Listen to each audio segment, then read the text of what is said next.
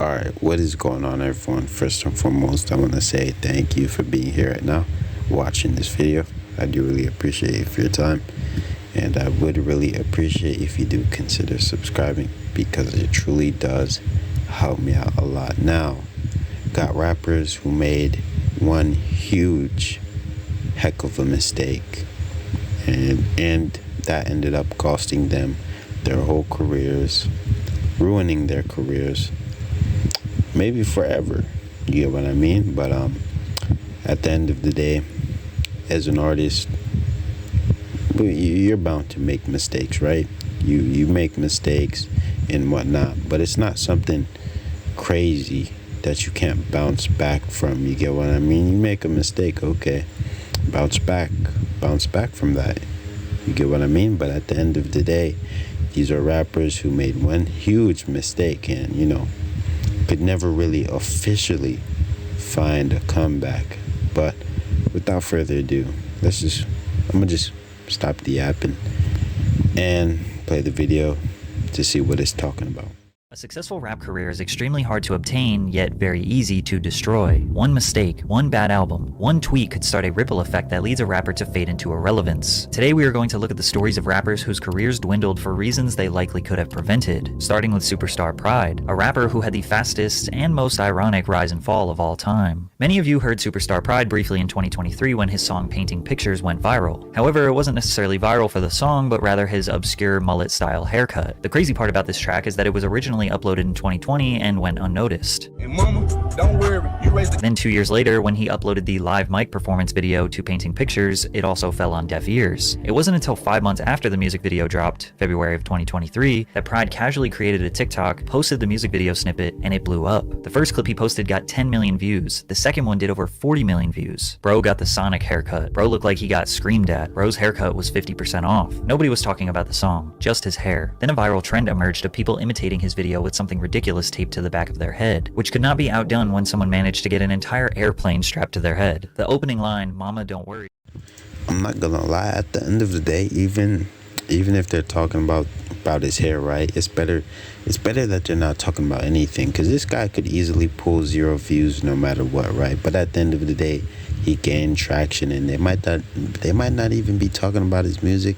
They might be talking about his haircut. But at the end of the day, bro, let's be real, bro. You're not only is your song being used, your sounds are being used on TikTok, but people are mimicking you and keeping a trend, bro. Like, there's a whole trend about you. You get what I mean? So it's like crazy hype. Even if they're not talking about the music, they're still using your sound. So it's like your sound and on TikTok is pretty much going viral, if you get what I mean. But let's keep going.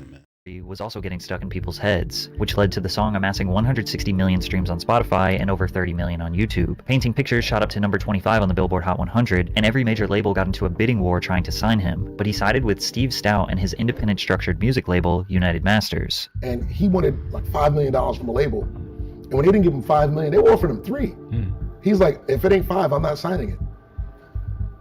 I'm like, what? Pride let his ego get the best of him, refusing $3 million for wanting $5 million. 3 weeks after refusing the record deal, he was arrested for murder. A Mississippi rapper is charged with murder in Panola County. 20-year-old Kadarius Pride, known as Superstar Pride. The victim, Marcus Wheatley, was Pride's barber, likely responsible for his signature hairstyle. Wheatley's grandmother said Pride stormed into their house and gunned him down in the backyard. Currently, Pride is being held without bond and doesn't have a trial set. Nobody knows what happened or why it happened. But a rapper going viral for his ridiculous haircut in February, then allegedly murdering his barber a few months later after denying $3 million is the most insane self-sabotage I have ever seen. Nah, bro, that's crazy. Me personally, I've always seen him on my TikTok feed. Used to see him on my TikTok feed all the time, viral clips, everywhere, right? But at the end of the day, I never knew this happened, bro. This is my first time hearing this, and this is wild. This is wild. But even if he wants to deny 5 million, right? He can deny 5 million. You get what I mean? He can deny 5 million. Make more music that'll blow up, and they'd really have no choice but to up the money, right? Give him 5 million. If he wants 5 million, he's gonna get 5 million. But the fact he only has one hit they're not gonna give him 5 million. You get what I mean? But yeah, man, he got locked up in everything. Like, bro, I think it's over for him. He can't release any more music. Bro didn't even get 1 million. So yeah, bro, he's cooked. But let's keep going. If you thought Pride's story was a poetically ironic form of self-sabotage, meet Chance the Rapper, who once famously said, "I met Kanye West, I am never going to fail," but still managed to fail. Chance the Rapper's 2013 mixtape Acid Rap was universally praised by hip-hop fans. His raspy voice and sprinkle of soul combined with his youthful, positive energy made this project a masterpiece. Tracks like Cocoa Butter Kisses and Favorite Song have aged like fine wine. But Chance was in no rush to capitalize on his buzz. He worked on his next mixtape for 3 years. He had the whole city of Chicago rooting for him and garnered support from the biggest artists in the world, including Kanye West, who featured Chance on his 2016 album, The Life of Pablo. Chance's part on Ultralight Beam is one of the biggest highlights of the project. Coloring Book was his 2016 mixtape that served as the perfect follow-up to Acid Rap. Chance's cadence, soulful lyrics, and euphoric beat selection was unlike anyone else in hip-hop at the time, especially on tracks No Problem and All We Got. He earned a Grammy for Best New Artist, and some people even believed he could give Drake a run for his money, but then he blew it. And I'm gonna blow you away when you hear about today's sponsor. Lately, I've been obsessed with fantasy. Bro's trying to sneak in a sponsor, but me personally, I've always seen Chance the Rapper's music back then. He made good music, but at the end of the day, it's like nowadays, I hear nothing from him. It's like he completely disappeared, but he's still rich though. He got the bag. He's chilling, living his life.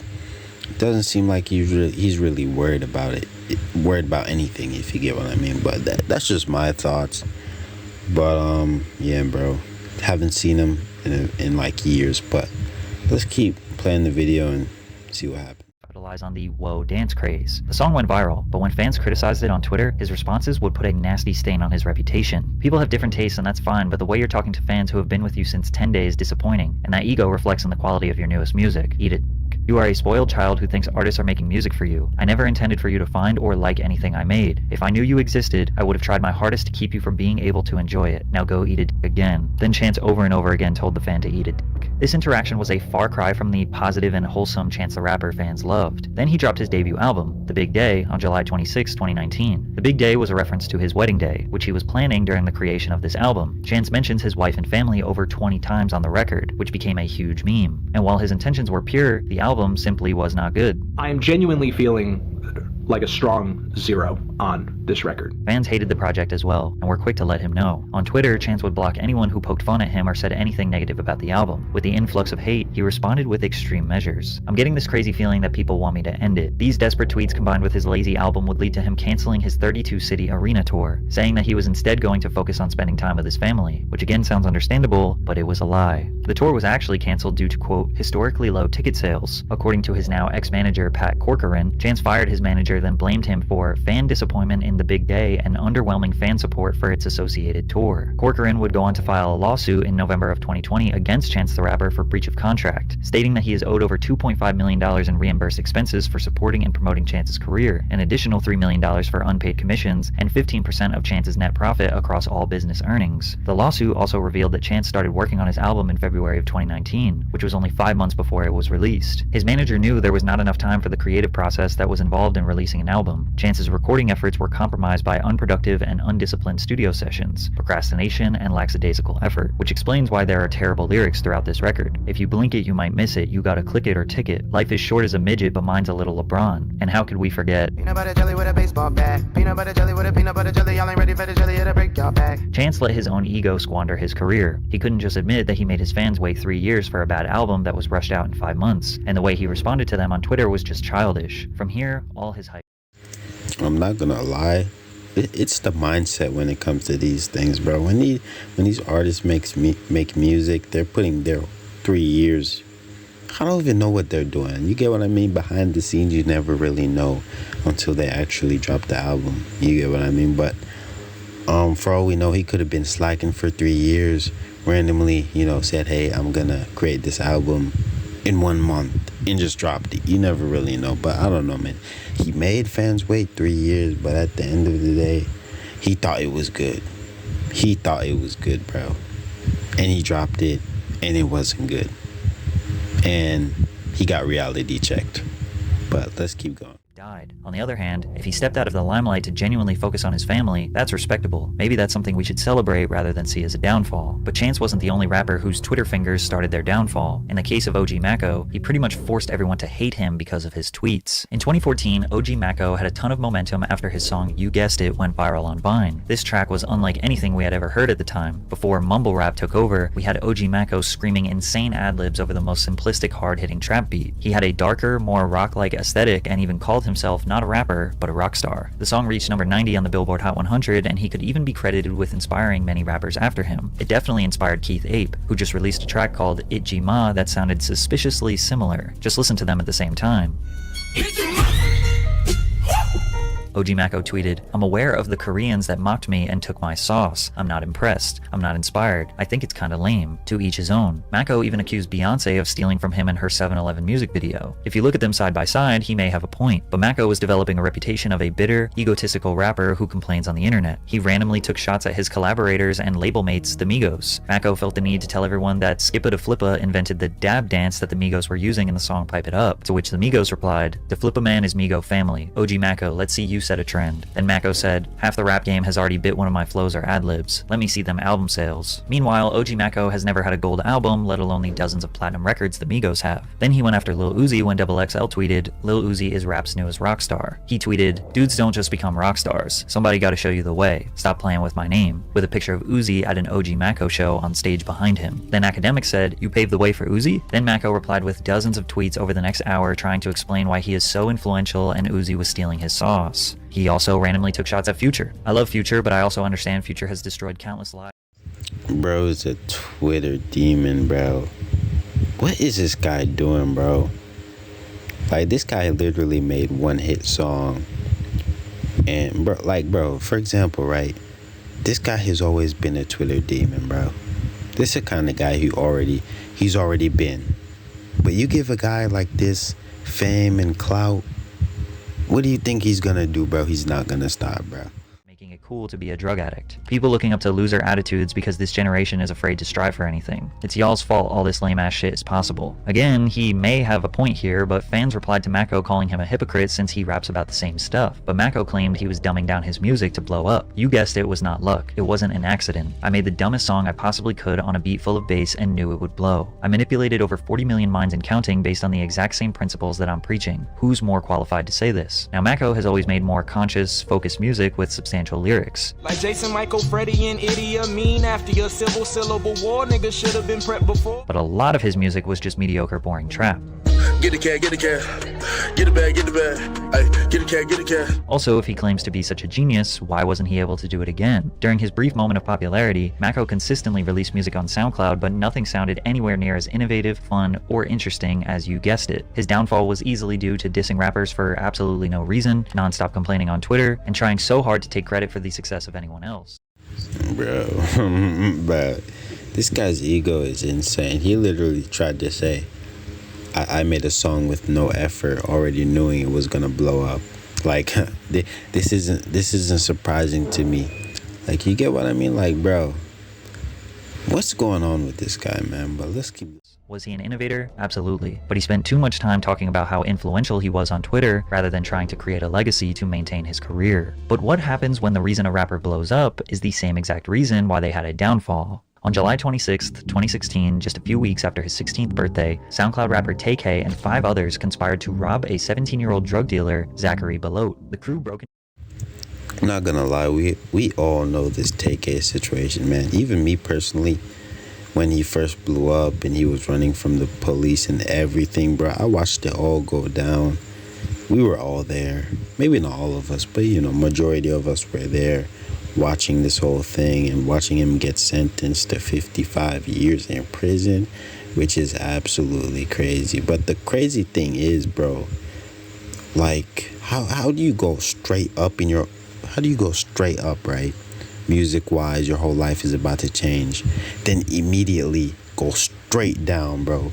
Like that's basically going to the highest, right, you've ever been in your life, then dropping down to the, like, 6 depths of hell, like, not even a week after, bro. Like, Like, that has to be a world record, bro. Like, you gained everything, then lost it right after, bro. Like, if you get what I'm trying to say, it's crazy, man. But let's keep going. To the house around 10 p.m., and the robbery went wrong, which led to the drug dealer's friend and roommate, Ethan Walker, being fatally shot. Tayk admitted during the police interrogation that he was not the shooter, but was there looking for drugs and money. He had been released from custody pending the trial and was placed on house arrest with an ankle monitor. For the next 7 months, Tayk sat in his room, making music, releasing it on SoundCloud, and built up a following. With no money for a lawyer and quickly approaching the hearing for the murder, Tayk infamously tweeted that he was tired of house arrest and the police were going to have to hunt him down. While on the run from the police, Tayk was very active on social media. Fans posted pictures and videos of him in public. But Tayk and his friends were desperate for money. He robbed a 65-year-old man named Skip Pepe at gunpoint in Arlington's Craven Park. He then attempted to rob a cameraman named Mark Anthony Saldivar in a Chick-fil-A parking lot. Mark began screaming for help as he tried to escape. Then Tayk hit him with the car before getting out, fatally shooting him and driving off. San Antonio police connected Tayk to the murder due to surveillance footage and posted wanted signs around the city. Tayk saw this as a marketing opportunity, posting pictures and videos with the wanted sign. He then dropped a song called The Race on SoundCloud, which essentially told the story of him being a fugitive, robbing and killing people while on the run from the police. After filming and releasing the music video to The Race, Tayk was captured by U.S. Marshals in Elizabeth, New Jersey. The shockingly true story led to the 17-year-old exploding in virality. The Race secured hundreds of millions of views on YouTube, reached number 44 on the Billboard Hot 100, and hashtag #FreeTayk became a movement supported by some of the biggest rappers in the game. He even signed a $700,000 record deal, but none of it mattered because he was behind bars. And in 2019, he was given a 55-year sentence after being found guilty of murder and 3 counts of aggravated robbery. Obviously, Tayk's downfall could have been prevented if he simply did not commit these heinous acts. But as bad as it sounds, none of us would even know about him if he didn't actually rob and murder people, then make songs about it while mocking the police on the run from the law. Rap fans glamorize this type of behavior because the music is, a lot of the time, violent and derogatory. Exactly, bro. Negativity sells at the end of the day. Negativity sells. If you do something, then rap about it. Hey, bro, it's bound to go viral, bro. So if you want to throw your life away for some music, go ahead, man. That's your fault. But at the end of the day, that's exactly what Tayk did. And he basically threw his life away for music, for money. That doesn't even matter at this point. Like, this is the craziest thing I've ever seen. Like, bro, threw your whole life away, went straight up, then dropped down straight after, bro. You signed a $700,000 record deal. Like, what are you even doing with that money? You're not even a free man. Like, this is crazy, man. So if you're gonna rap about it, fans want you to be about it. But the fans won't be the ones sitting in the jail cell. Pooh Shiesty is an example of someone who was heavily rewarded for his violent music. His song Back in Blood, featuring Lil Durk, was essentially a song about killing your enemies. This track would reach number 37 on the Billboard Hot 100 and secured himself as a promising new talent in hip-hop. But at this peak of his new career, he got arrested. Pooh Shiesty and his crew were at the King of Diamonds strip club in Miami, Florida. Allegedly, Shiesty had money taken from him, which led to major commotion in the club. Security acted accordingly and escorted Pooh Shiesty out of the club, but he forced his way back into the club and accidentally fired a handgun at a working security guard. Pooh Shiesty. Bro, that wasn't an accident. I heard he was flashing the gun, taunting the security guard, and I think the security guard ended up trying to, grab the gun from him or something, and Pooh Shiesty shot him. But even after, way before this, I should say, Pooh Shiesty had so many second chances in his life, bro. Like, the amount of crimes he's committed and gotten away with it is crazy, and he's still doing stupid stuff like this. And it's just to the point where, they said they're not giving him any more second chances, bro. You're gonna have to learn the hard way pretty much. And they gave him 8 years in prison, so it doesn't seem like he's getting out anytime soon. But he seems to be changing his life around in prison. He converted to the Islam religion and things like that. Seems to be in good spirits, but who knows, man. But at the end of the day, I'm gonna end this video here. Don't want it to be too long. So without further ado, let me know what you guys think and subscribe for more content, man. Peace out.